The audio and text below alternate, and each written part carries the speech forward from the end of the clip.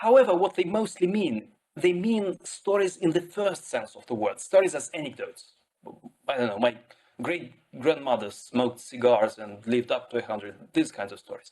And my belief are that these anecdotes are mostly harmless, because they're not particularly persuasive, you know. A lot of people seem to believe that anecdotes have some disproportionate impact compared to other forms of evidence. But there's actually very little evidence for that.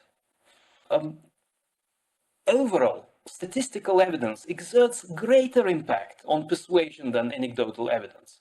We already have plenty of research, especially in the field of health communication.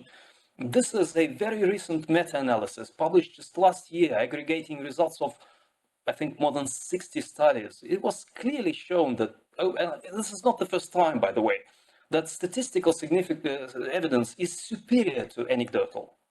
And I have to say that the difference is really, really small, by the way. To be perfectly honest, nothing really works. It's very hard to change people's minds, seriously.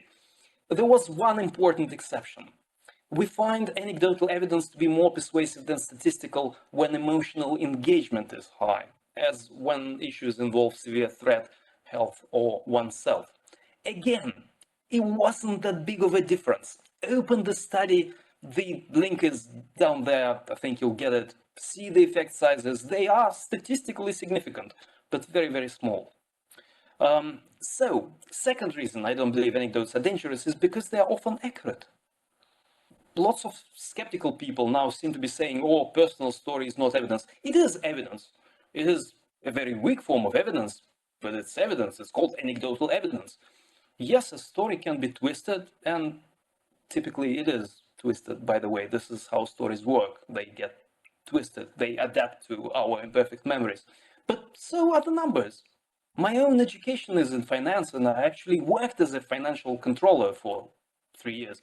And I know you can massage numbers and they will tell the story you want them to tell. Not always, but frequently. You can. In fact, this is what probably happened in Cuddy's case. Either that or they got really, really unlucky. Statistics is the ultimate truth.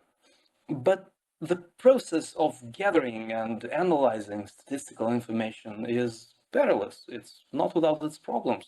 And stories, case studies, personal experiences should not be discarded. They should be examined.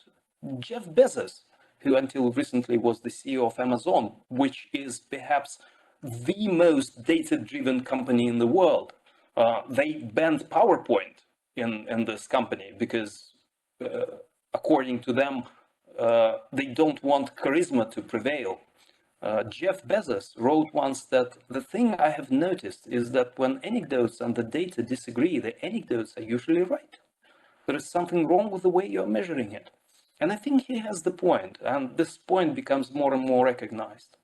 Bank of England, I've heard, recently adopted a policy of having little informal meetings with business people to hear their stories, to better understand what's going on in the economy. And I applaud them for doing this. I think that requires courage. Information they get from these interviews is, of course, meant to supplement the macroeconomic indicators, not to replace them. But they are doing this because economic indicators are not perfect. They had misled them on a number of occasions with some pretty drastic consequences, as you all know. So I don't worry much about anecdotes.